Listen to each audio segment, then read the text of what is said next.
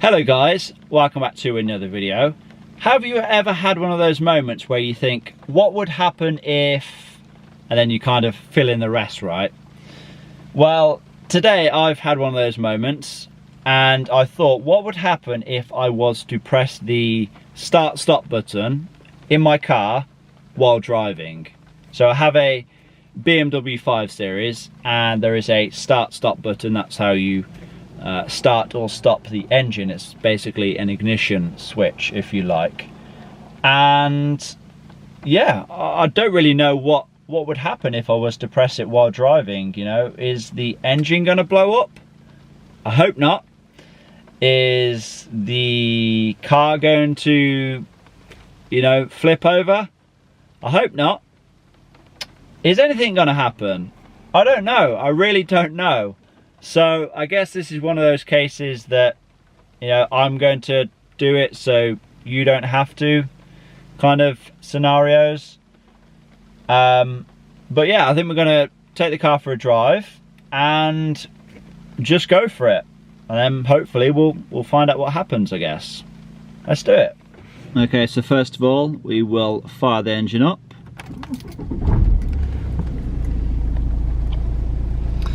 And now, let's take it for a drive.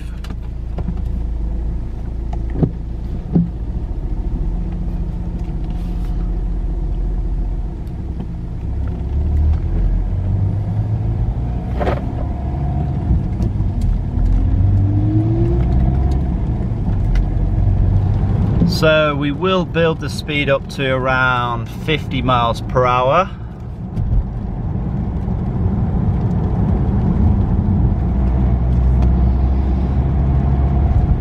And there we go, and now we'll press it.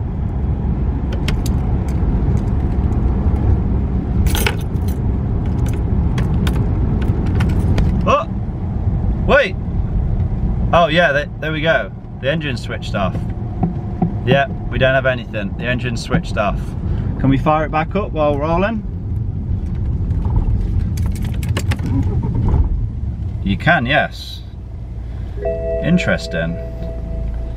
Start assistance inactive.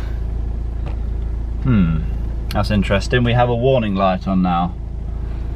So it did kind of take a few pushes of the start stop button to get the engine to switch off. I was thinking that it wasn't doing anything to begin with, but yeah, it finally did cut the engine out, and then we're left with this warning light there. So let's turn the engine off. Take out the key and then we'll fire it back up and see if that warning light is still on, which it looks like it is.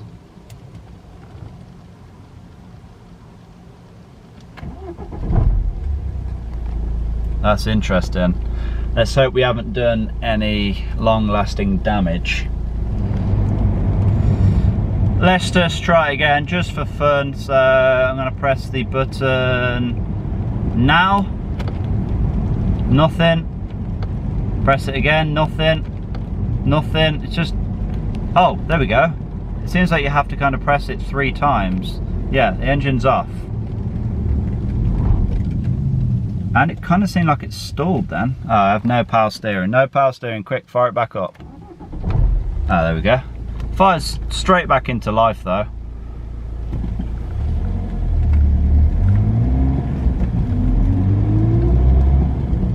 Interesting. So if you do need to switch off the engine while driving, you can do so.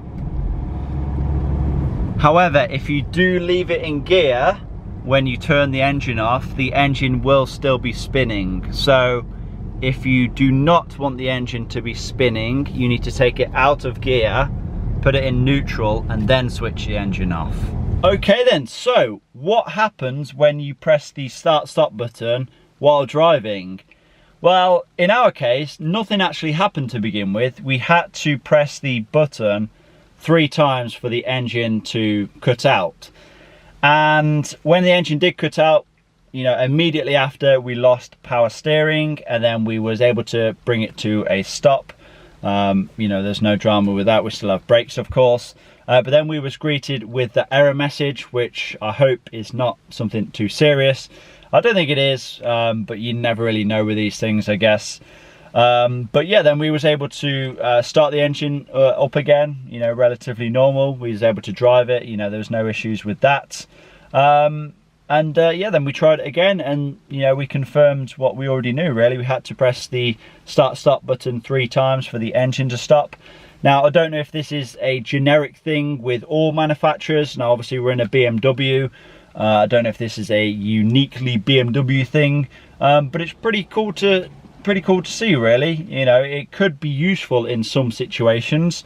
Now, I don't recommend doing it all the time. You know, it's not like a party trick that you should show someone.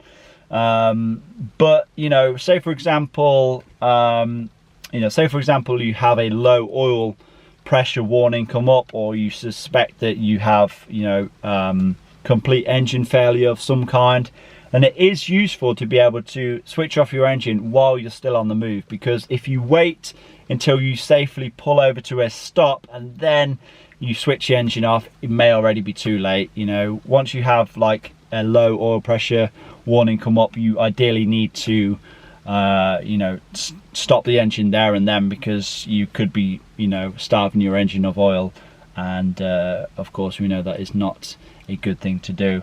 But of course, if you do want to switch off your engine while you're still moving, you need to make sure you take it out of gear, because if you're still in gear, obviously drive shaft's still going to be moving, it's still going to be moving your engine and what else. So yeah, knock it out of gear, turn the engine off, and safely come over to a stop. Of course, when possible. You know, if you're doing 70-80 miles per hour on the highway and there's no way to get over, then of course don't put your engine's life before your own. But yeah, it's a good little feature, I guess. Yeah, hopefully this has answered some of your questions, and hopefully it's kind of you know, helped your curiosity. It's definitely helped mine. I now know what to expect. Actually, just thinking, I guess it does make sense that you have to press it 3 times, because, you know, say if you was to accidentally lean on it or press it by accident, and you know, if you was to press it once, of course you would just turn the engine off. But I guess you know, the car knows that you want to do it intentionally if you're pressing it 3 times. So that kind of makes sense. So I've basically answered my own sort of question. But yeah, that's it. I'm not going to ramble on. This video is only supposed to be a short one, so yeah, I hope you've all enjoyed it. Please give it a like, leave a comment down below, subscribe if you have not already done so, and I will see you all in that next one. Peace.